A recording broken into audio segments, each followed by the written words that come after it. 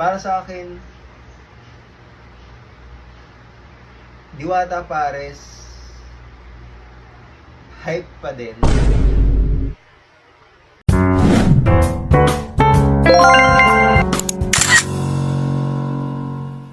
Hello guys, nandito ulit tayo para mag-review ng Diwata Pares Part 2. Kung napanood nyo to, etong una naming review yan, medyo disappointed somehow dun sa Panoorin nyo na lang para malaman nyo kung ano yung reaction. Ito yun. Then ito yung Part 2. Dinayo natin yung bagong bukas ni Diwata. Sabi nila, Na mas pinasarap, mas pinalinis, at mas pinalawak na lugar. according sa kanila. Since nagkayaan kami, actually kasama yung anak ko yung bunso ko. Searchable naman siya sa Waze. Pagdating doon, ano yung mga, may in-expect ka ba na may pagbabago dun sa mga, like dun sa unang experience?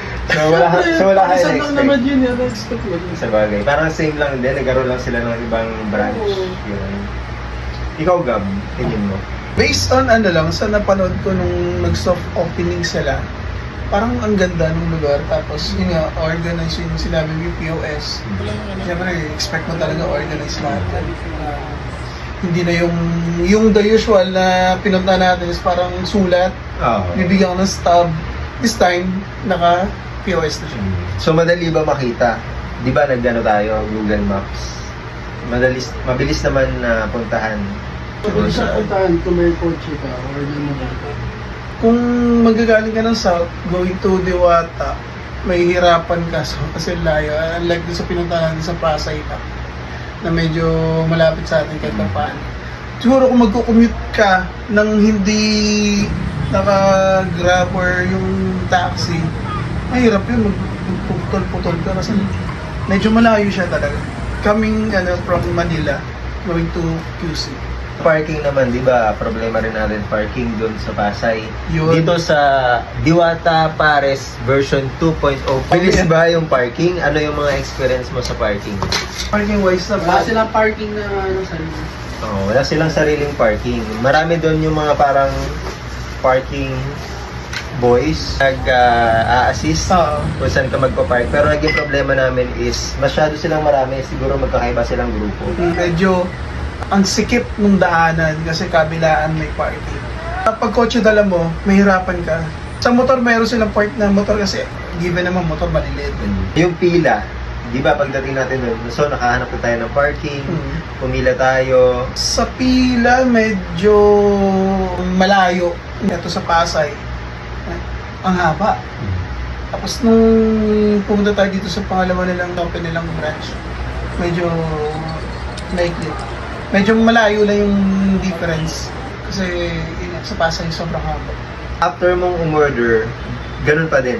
Doon mo pipick upin sa, may ibang line. May ibang line kung saan mo pipick upin yung order mo. Oo, yun nga, yung sa Pasay kasi iba yung sa Siken, iba yung sa Pares. Dito, parang sa menu niya, nandun yung Siken, Marami dun sa menu na pwede mo orderin. Pero na-try namin sa Pasay is yung overload. So may nakita kami doon ng classic. Medyo mas mahal siya, di ba? Kasi yung 100 is yung overload. Yung classic is 120.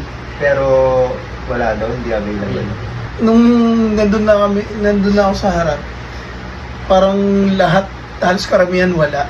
Parang wala ka ng choice. Kasi naiiwan na lang yung isang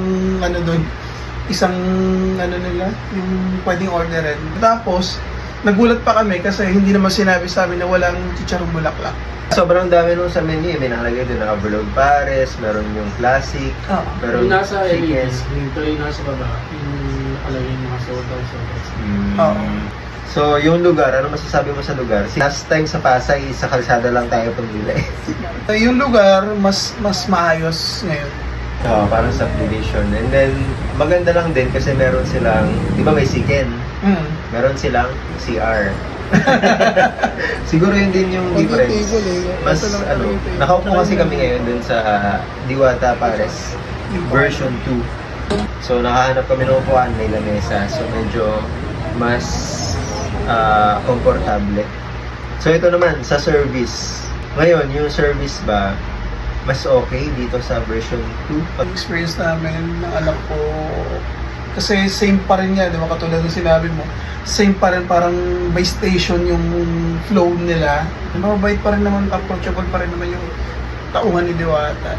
Medyo mabilis naman nung time na yun na kuha namin yung food.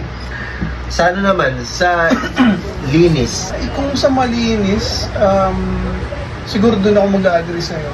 Subjective siya, depende sa tao. Ganun pa rin naman, di ba? Oo, doon ako mag-agree kasi Okay pa rin naman siya. kung sa iba, katulad niya, depende kasi. Normal, may kalat na matitira yung mga pinagkainan.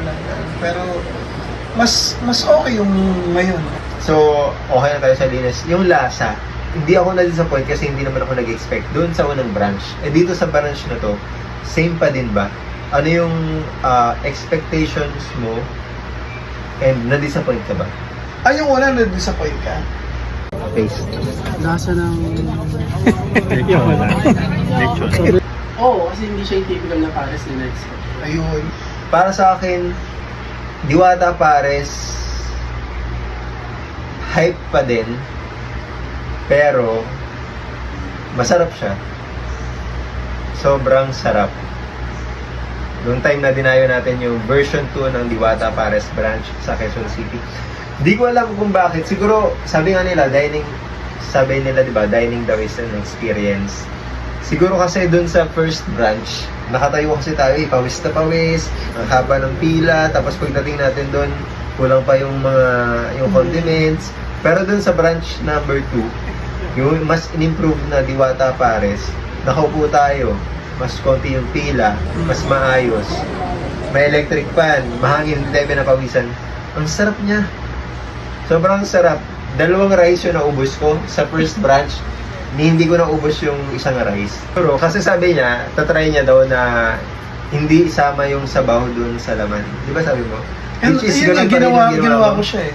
Pero ngayon, ayun pa rin naman eh. May sabaw, nakasama pa rin yung laman. Pero ang sarap. Sobrang sarap. Siguro ang secret niya is celery. Unang review natin, parang sabi ko nga, hindi ako babalik. Which hindi naman talaga ako bumalik sa Pasay. Pero ikaw yung nag-iaya ulit dun sa pangalawa. Ako yung nag-iya sa pangalawa. Biglaan lang nag-iaya siya. Sabi niya, ang gusto niya, ano yung gusto mong puntahan? Hiwaga. Hiwaga. Sabi, ang layo. Doon na lang tayo sa QC. Parang unang na-expect ko, parang same pa rin. Nung umorder pa lang, ang dami ng disappointment eh. Gusto ko mag-try ng chicken, wala. Wala yung chicharong bulaklak. Wala kang option talaga kundi yun lang yung order. And, yun nga sinabi mo, malasa talaga. No doubt, malasa talaga. Ito yung pwede mong pantanggal amats, pantanggal gutom, na masarap. Legit masarap siya. Kasi nag-refill ako ng sabaw, di ba? Oo. Tsaka kami naka-kalating kanin kami ng Ako anak. 2. In fairness sa bagong brush ni Diwata, masarap talaga. So, hindi kaya dapat pumunta naman tayo ng Kalawan, Laguna. Pwede. Para matikman natin ang Pares de Rosamar. So, ano yung Diwata Pares version 2.0? Errol, Gab. Thumbs down o thumbs up? Thumbs up. Thumbs up! Ano, magko-close na tayo? Of course. No bashing! It's for fun! So, Errol, Just do it! and always, Kuya Gab, sign out na tayo.